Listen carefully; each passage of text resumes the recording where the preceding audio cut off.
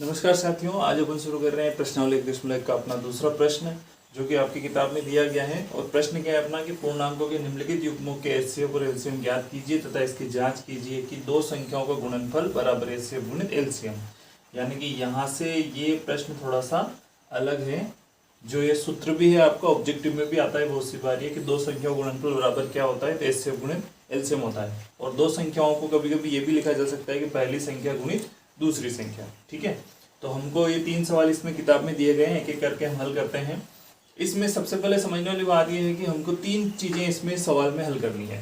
पहला एचसीएफ निकालना है, दूसरा एलसीएम निकालना है, और तीसरा जो हमको ये सूत्र दिया गया है इस सूत्र की जांच करनी है कि क्या ये सत्य है। तो एक एक करके अपन शुरू करते हैं। सबसे पहले 26 और 51 जो हमको संख्या दी गई है, इसका अगर हल शुरू करेंगे तो सबसे पहले हमको 26 के अभाज्य गुणनखंड निकालने पड़ेगा।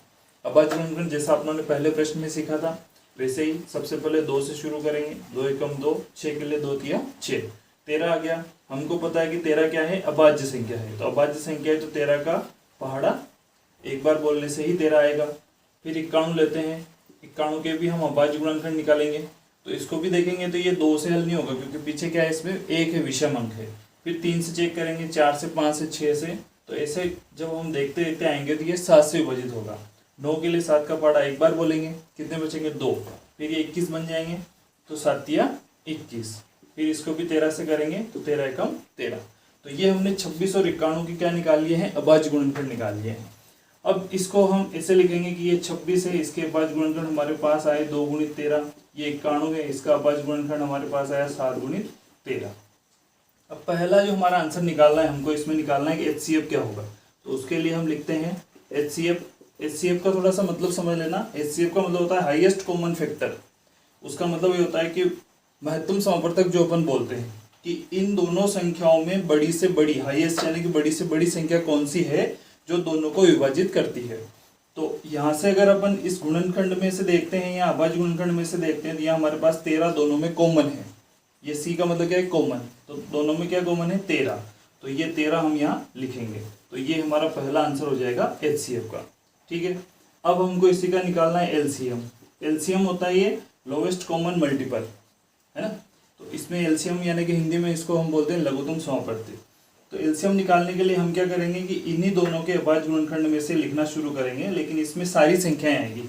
जैसे 2 है, इसको भी लिखना है, 13 इसको भी लिखना है, फिर 7 इसको भी लिखना है। अब ये जो 13 आया है तो इस 13 को अब नहीं लिखेंगे क्योंकि एक बार 13 ऊपर लिखा जा चुका है। और एक लाइन के एक अभाज्य गुणनखंड में अगर कोई संख्या आ गई है तो उसको फिर डबल नहीं लिखनी है। लेकिन ये ध्यान रखना है, अगर एक लाइन में कहीं वो संख्या 2 बार या ज्यादा बार है तो उस ज्यादा बार वाली लाइन में से जितनी बार है उतनी बार हमको लिखनी रहेगी। और आगे के सवालों में अपन अच्छे से समझेंगे। इनका गुणा करेंगे तो ये हमको यहाँ से एलसीएम प्राप्त हो जाएगा। ये हो जाएगा 7 दूनी 14, और 14 गुणा 13 में करेंगे तो 13 चौक 52, 2 5 बच रहे हैं, 13 एकम 13 और 5 18। तो ये 182 आ जाएगा हमारा एलसीएम। तो ये एचसीएफ और एलसीएम हमने ज्ञात कर लिया है। अब सवाल बोल रहा है कि ये एक सूत्र दिया गया है, इसकी हमको जांच करनी है। तो सूत्र ये जैसा कि दिया गया है अपने को, दो संख्याओं गुणनफल। तो इसको लिख लेते हैं अपन। ये सूत्र भी हमको याद रखना है, दो संख्याओं का गुणनफल बराबर एचसीएफ गुणित एलसीएम। अब ये दो संख्याएं कौन सी थी, ये दोनों संख्याएं जो हमको दे रखी है 26 और 51, इन दोनों का गुणनफल गुणा करना है। एचसीएफ कौन सा जो हमने अभी ज्ञात किया तो ये 13 है। एलसीएम कौन सा जो अभी हमने ज्ञात किया 182। इन दोनों का गुणा करना है और ये दोनों उत्तर हमारे बराबर आने चाहिए। तो इन दोनों गुणा करते हैं। सबसे पहले 6 एकम 6 है ना, फिर 2 एकम 2 और 6 नम 54, 54 और 2 हो गए 56, कितने बचे 5, 9 दूनी 18 और 5 23। ये इन दोनों गुणा हो गया। इसका गुणा कर लेते हैं, 13 दूना 26, 2 बच रहे हैं, 13 8 104 और 2 106। तो 106 के 6 आगे 10 बच रहे हैं, 13 एकम 13 और 10 23। तो ये दोनों संख्याएं बराबर आ गई। उसका मतलब ये हुआ कि इसकी जांच हमने करी है, दो संख्याओं गुणनफल एचसीएफ इंटू एलसीएम, और ये दोनों बराबर आए।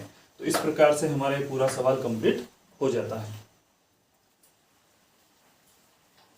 यहाँ से अब अपन शुरू करते हैं अपना इस दूसरे वाले का दूसरा प्रश्न, 510 और 92। इसका भी हमको एचसीएफ निकालना है, एलसीएम निकालना है, फिर ये जो सूत्र दे रखा है इसकी सत्यता की जांच करनी है। तरीका अपना वही रहेगा जो पहले वाले में समझा था, और आप एक बार अगर पूरे वीडियो को, पूरे सवाल को अच्छे से देखोगे, समझोगे, तो बिल्कुल आपको कहीं से और दूसरी जगह से देखने की जरूरत नहीं है। आप ये मत समझो कि यहाँ अपना बोर्ड मार्कर वाला है, वहाँ दूसरे चैनल पर या दूसरी जगह पर अपने को थोड़ा डिजिटल मिल रहा है, उससे कोई मतलब नहीं है। सवाल समझ में आना चाहिए और बिल्कुल गारंटी के साथ आप एक बार इसको अच्छे से देखो, आपको अच्छे समझ में आएगा। तो ये 510 लिखा है, तो ये 510 पहले ले लेंगे अपन। इसके अभाज्य गुणनखंड निकालेंगे। पीछे इसमें क्या है, 0 है, तो 0 वाले 2 से विभाजित होते हैं, तो 2 से शुरू करेंगे। 5 के लिए क्या लिखेंगे, 2 दूनी 4, फिर कितना बचा 1, और पीछे क्या है 1, तो 1 और 1 कितना बन गया, 11 बन गया। 2 का पाड़ा 11 के लिए कितनी बार बोलेंगे, 5 बार, 2 पंजे 10, फिर 1 बच गया, फिर पीछे क्या है 0, कितना बन गया 10, फिर 2 का पाड़ा 5 बार बोलेंगे, कितने हो जाएंगे, 2 पंजे 10। तो उस तरीके से क्या होगा, ये एक स्टेप अपनी सोल्व हो गई कि 2 से हमने विभाजित कर दिया। अब पीछे 5 है, तो 5 है, तो ये 2 से विभाजित नहीं होगा। इसको जोड़ के देखते हैं, 5 5 10 और 2 12, 12 3 के पाड़े में आता है, यानी कि 3 से विभाजित हो जाएगा। 25 के लिए 3 का पाड़ा कितनी बार बोलेंगे, 8 बार बोलेंगे। 3 8 24, 1 बच रहा है, पीछे कितना है 5, 15 हो गया। फिर 3 के पाड़े में 15 कितनी बार में आएगा, 5 बार में, तो ये 3 से हो गया। अब 8 और 5 13 हो रहे, तो 13 3 के पाड़े में नहीं आते, यानी कि 3 से नहीं होगा। फिर अपन चेक करेंगे, 4 से नहीं होगा, 5, पीछे वाला अंक 5 है, तो ये किससे होगा, 5 से हो जाएगा। 8 के लिए 5 एकम 5, कितने बचे 3, पीछे कितने 5, 35 बन गए। 5 के पाड़े में 35 कितने बार में आते हैं, 7 बार में। 17 क्या, 17 क्या है, अभाज्य संख्या, 17 किससे हल होगी, 17 से हल होगी। तो इस तरीके से 510 के अभाज्य गुणनखंड हमको मिल जाते हैं।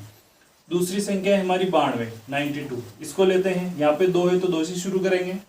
9 के लिए 4 बार बोलेंगे, 2 का पाड़ा 2 चौक 8, 1 बच्चा, पीछे कितने 2, 12 बन गए।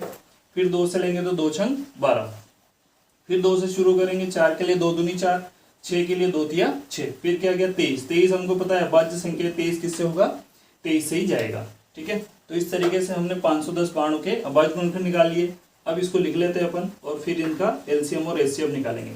510 के गुणनखंड है हमारे पास 2 गुणित 3 गुणित 5 गुणित 17, और इधर 92 92 के हैं 2 गुणित 23। पहला उत्तर हमको निकालना है एचसीएफ। एचसीएफ मैंने आपको बताया हाईएस्ट कॉमन फैक्टर होता है, तो इन दोनों में जो सबसे कॉमन आ रही है संख्या वो लिखनी है। तो एक तो ये 2 कॉमन आ रहा है अपने पास, ये लिख लिया आप लोगों ने, है ना, ये 2 कॉमन आ रहा है। उसके बाद यहाँ 3 है, लेकिन इसमें नहीं है, इसमें 2 इसमें नहीं है, 5 इसमें नहीं है, 17 इसमें नहीं है, 23 इसमें नहीं, कुछ भी कॉमन नहीं है। उसका मतलब ये होगा कि एचसीएफ क्या रहेगा हमारा, 2 रहेगा। अब हम निकालते हैं एलसीएम। ठीक है, एलसीएम में मैंने क्या बताया था, ऐसी संख्या जो ज्यादा जगह आ रही है वहां से लेना है। जैसे 2 यहाँ एक बार है, यहाँ 2 बार है, तो 2 को आपको यहाँ से लिखना है। ये 2 बार लिख लिया, फिर 3 एक बार लिख लिया, एक बार ही है, 5 भी एक बार है, 17 भी एक बार है, और 23 भी एक बार है। ठीक है, ये 2 बार इस लाइन में है, तो यहाँ से हमको लिखना है। ठीक, अब इसका गुणा कर लेंगे हम, तो ये गुणा आप करके देखोगे तो ये आएगा 23,460, यानी कि 23,460, ये अपना गुणा आ जाएगा। तो ये एलसीएम का अपना दूसरा उत्तर हो गया। अब हमको सूत्र दे रखा है, 2 संख्या गुणनफल बराबर एचसीएफ गुणित एलसीएम, ये अपने को सिद्ध करना है या जांच करनी है। तो 2 संख्याएं कौन सी जो अपने को दे रखी है, 510 सवाल में और 92, ये दोनों। एचसीएफ कौन सा जो अभी अपनों ने निकाला 2, और एलसीएम कौन सा जो हमारा उत्तर आया 23,460। ठीक है, तो इन दोनों का गुणा करेंगे तो ये हमारा उत्तर बराबर आना चाहिए। तो ये आ जाएगा 46,920, 46,920, और दोनों तरफ इसका भी करेंगे तो ये भी हो जाएगा हमारा 46,920। तो ये दोनों का उत्तर बराबर आ जाएगा, यानी कि हमारा पूरा सवाल ये कंप्लीट है। प्रश्न नंबर 2, तीसरा सवाल अपना 336 और 54। तो इसको अब हल करते हैं अपन। इससे पहले 2 सवाल अपनों ने कर लिए हैं, तीसरा सवाल है, तो इसमें भी 336। पहले इसके हमको अभाज्य गुणनखंड निकालने हैं। 6 है लास्ट में, 2 से शुरू करेंगे। 3 के लिए 2 एकम 2, 1 बचा, पीछे 3 है, 13 बन गया, तो 2 छंग 12, फिर 1 बचा, पीछे 6 है, 16 बन गया, 2 8 16। ठीक है, फिर पीछे 8 है तो 2 से हो जाएगा, 2 से शुरू करेंगे। 16 के लिए 2 8 16, 8 के लिए 2 चौक 8। ठीक है, फिर 2 से हो जाएगा, 2 चौक 8, 2 दूनी 4, फिर 2 से हो जाएगा, 2 दूनी 4, 2 एकम 2। अब 21 आ गया, तो 21 3 से होगा, 3 7 21, और 7 7 से होगा 1। तो इस तरीके से 336 के हमारे अभाज्य गुणनखंड हमको प्राप्त हो जाते हैं। अब अगला संख्या है हमारे पास 54। 54 को लेते हैं, 2 से लिया, 2 दूनी 4, 1 बचा, 14 बन गया, 2 7 14। अब 7 2 से नहीं आएगा, तो 3 से लेते हैं, 3 तिया 9, 3 9 27, फिर 3 से लेते हैं, 3 तिया 9, फिर 3 से लेंगे तो 1। तो ये भी हमारे 54 के अभाज्य गुणनखंड हमको प्राप्त हो गए। अब यहाँ से इसको हल करने के लिए एचसीएफ निकालने के लिए 336 के गुणनखंड लिखेंगे, 2 गुणित 2 गुणित 2 गुणित 2 और 3 गुणित 7। फिर इधर से 54 के लिखेंगे तो ये हो जाएंगे 2 गुणित 3 गुणित 3 गुणित 3। ठीक है, पहला आंसर हमको निकालना है एचसीएफ। एचसीएफ जैसा कि अभी अपनों ने समझा था दोनों में कॉमन होना चाहिए, तो एक ये 2 कॉमन है, ये लिख लिया हमने। ठीक है, फिर 3 एक बार यहाँ पर भी है और एक बार यहाँ पर भी, कहीं इससे भी एक से मिला सकते हैं, एक बार दोनों जगह है, तो ये 3 भी लिख लिया। इसके अलावा कोई भी कॉमन नहीं है, तो एचसीएफ कितना हो जाएगा हमारा 2 तिया 6। ये पहला आंसर हो गया। फिर एलसीएम निकालेंगे अपन, तो एलसीएम के लिए क्या बताया था कि जो संख्या ज्यादा बार आ रही है वहां से लेनी है, तो यहाँ से हम 2 को 4 बार यहाँ से लिख लेंगे, 1 2 3 4। 3 बार यहाँ आ रहा है तो यहाँ से लिख लेंगे 1 2 3। अब 2 और 3 लिखा गया, अब क्या है केवल 7, तो 7 को लिख लेंगे और इन सब का गुणा करेंगे तो ये हमारा एलसीएम बन जाएगा। एलसीएम आ जाएगा इसका 3024। आप इन सब का गुणा करोगे तो आपको इसका आंसर मिल जाएगा 3024। ये हो जाएगा हमारा एलसीएम। अगला काम हमारा इस सूत्र में मान रख के इसको सिद्ध करना, सत्यता की जांच करना। तो ये 336 गुणित 54 संख्याओं का गुणनफल इधर हो जाएगा बराबर एचसीएफ हमारे पास आया है 6, ये एचसीएफ का उत्तर 6 और एलसीएम आया 3024। ठीक है, तो इसका गुणा करेंगे अपन, है ना। यहाँ से भी गुणा कर सकते हो आप, 6 चौक 24 के 4, 2 बच रहे हैं, 6 दूनी 12 2 14, 1 बच रहा है, 1 आ जाएगा, 6 तिया 18 और इसका भी गुणा करोगे तो ये भी आ जाएगा 18,144। तो इस तरीके से ये हमारा सिद्ध हो जाएगा और ये सूत्र की जांच हो जाएगी। आपको पूरी 10वीं की गणित के सारे सवाल बिल्कुल बेसिक आसान तरीके से आपको यहाँ समझाए जाएंगे। इस चैनल पर आपको बने रहना है, कोई भी सवाल उसको पूरा देखना है। और गणित वही स्टूडेंट अच्छा पढ़ सकता है जो एक बार सवाल शुरू होने के बाद उसको पूरा अच्छे से देखे और समझने की कोशिश करे।